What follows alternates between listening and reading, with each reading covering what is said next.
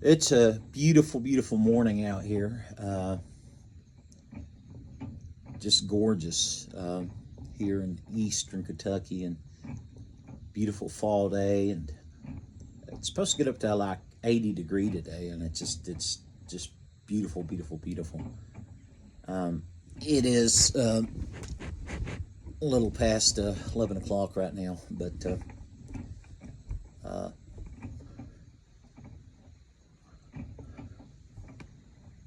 just looking at things, the sun and stuff. I mean, it is just beautiful. I'll show you some stuff. So, how beautiful it is. I mean, it is just beautiful today. I don't want to take it too fast.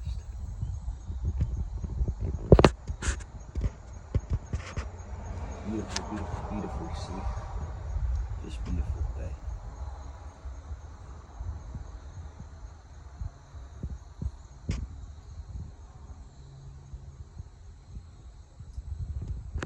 Just beautiful. I guess you could say. Um. Anyway, like I said, beautiful, beautiful day. Beautiful day. Be on the front porch, sitting and just enjoying the beautiful weather and meditating upon God's goodness and His mercy and His grace, His kindness, His love. I'm sitting here drinking my coffee. Gotta have my coffee. Can't do without my coffee. Doctor told me that they wanted me to try and limit my coffee. Of course, I've not been drinking as much, you know.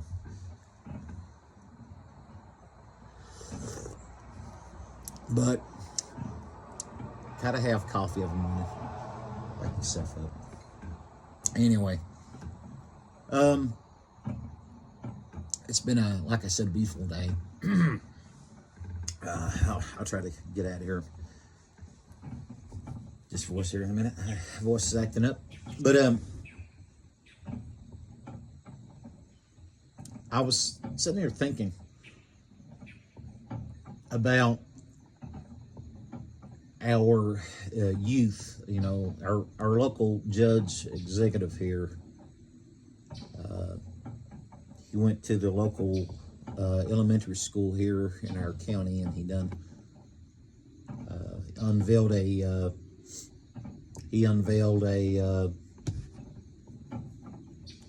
state sign from the state highway garage, and he unveiled that. It was 2024 elementary middle school champions, state champions. So he unveiled that state sign. The state highway garage got it, and they put it up. So anyway, I was thinking about him going out there having that little program with them kiddos over there today, and all the school children. They were excited. You could see the excitement in their face. You know, we need to do more with our youth. You know, I go to the usually to the gym, and since I've been going to the gym, I've met several youth that's just come up and talk to me. I mean, I've not spoke to them. You know, they've spoken to me first, and just come right up and talk to me. You know, and we became some good friends with a few of them. When I see them around there, they come up and talk to me. But you know, it's a blessing to be able to try and make a difference with our youth. And you know, I encourage them. You know, I encourage them. You know, one was talking to me about him working out and going to do wrestling, and I'm like, all right. I mean, go for it. Go for it. You know, and that's what our youth needs, is somebody to be in their corner to encourage them. If you got local ball games out there, go and encourage the youth. Go and encourage them. Go and promote them. If they're doing fundraisers, promote that fundraiser, and go out there, and if it's selling pancakes or whatever it might be, if it's donuts or whatever it might be, try and help them promote that. Try and get your neighbors involved in buying donuts or whatever, whatever it might be, because you're helping the youth. And if it keeps one youth out of jail or out of the detention centers, it's worth it all. And it's worth it all, my friend. Our youth they need attention. We need to, if you see something in the community that needs fixed, maybe if you're okay, for instance, you're in your county, and in your community or county or town, city, whatever it might be, and you see something in the park that needs fixed. Maybe the goals are broken down or something, or maybe the net's coming off. Try and get that fixed. Call your local leaders and say, hey, this needs some attention. Sometimes they may not even notice it. Sometimes they may not even know that it needs fixed or something, And the young people sometimes won't speak up and tell them, I've seen that before, but anyway, not only that, but I was really, really, really, really, really pleased when I seen that our local judge executive also was turning some lights on of a night, some lights on at a basketball at a park, local park, for the young people, for their safety. And I thought that was amazing too. The young people using this particular park. They're going out to this particular park, so he's making sure it's well lit up at night. And that's exactly what it takes. Like I said, if it takes one person, if it keeps one child out of going to the detention center or out of going to jail, then we're doing our part. You know what I'm saying? We're doing our part. And a lot of times these churches, I used to see so many churches. I don't know why I'm on this kick for, but I used to see so many churches. They would be on fire for God, and they would go out on Saturdays. They would have visitation. They'd go door to door knocking. Matter of fact, I've seen one local pastor many a times. The first time that I seen this local pastor, he was like right outside of my house, at my cousin's house, and he stayed out there for I'm not going to say several hours, but for a couple of hours. And I knew the pastor pretty good, and so I walked over there to speak at him or whatever, and I waited because I knew he was probably witnessing to the person.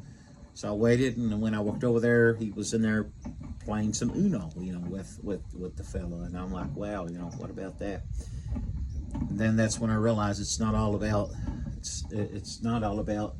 me, but it's about others. It's about showing the love of Christ to other people. But like I said, he used to come door to door knocking up and down my holler.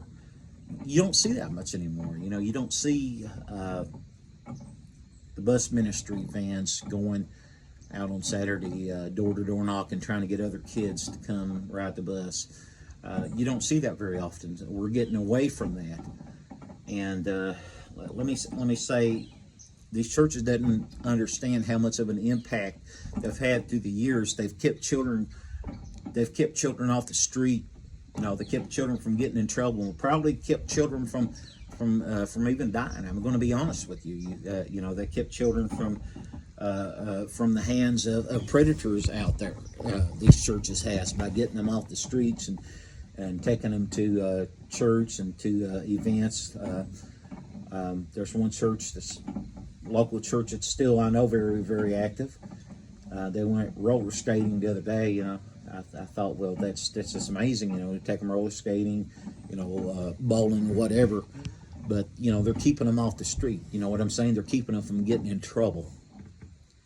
And that's what it takes.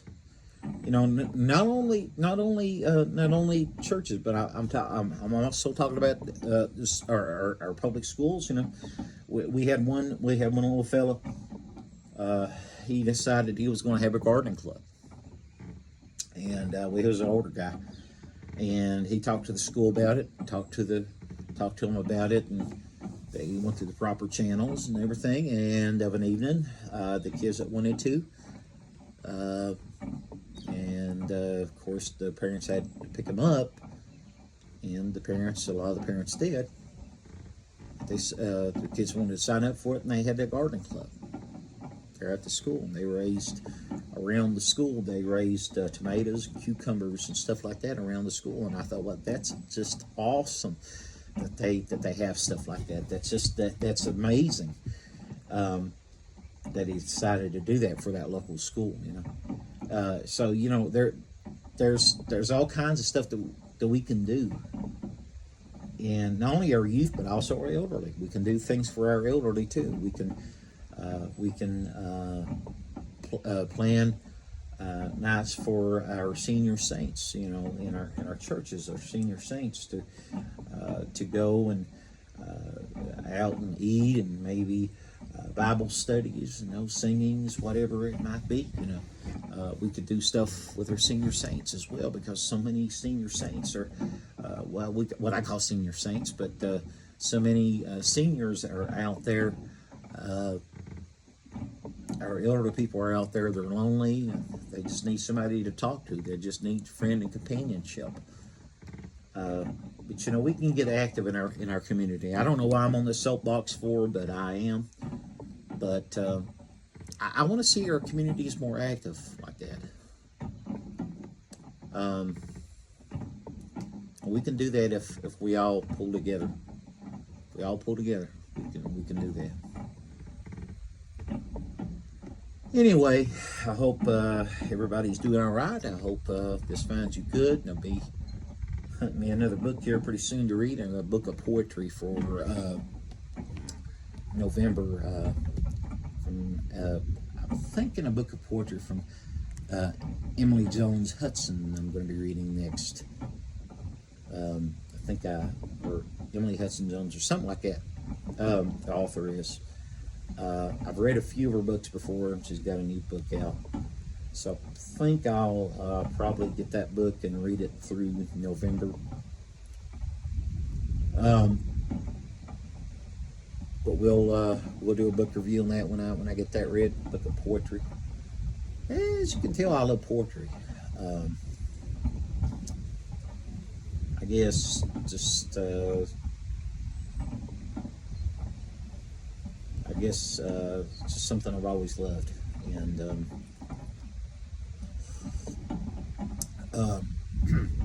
you know, one day I'd found I think probably it was my 5th, 6th grade grandma, somewhere through there. My 5th or 6th grade grandma, she had a prayer book, and she would go by, write family history down, I guess, in the back of that prayer book that she had read. And they took a piece or a clip of that prayer book, and it had on, I guess, one of the pages she had written on it had the title and stuff like that on that document. I actually turned around and I read that book of prayer, and I was actually blessed. And as I sat there and read that, I thought, wait a minute, you know, my ancestor read this same book. You know, it was amazing. It was a moment that I truly enjoyed. But anyway,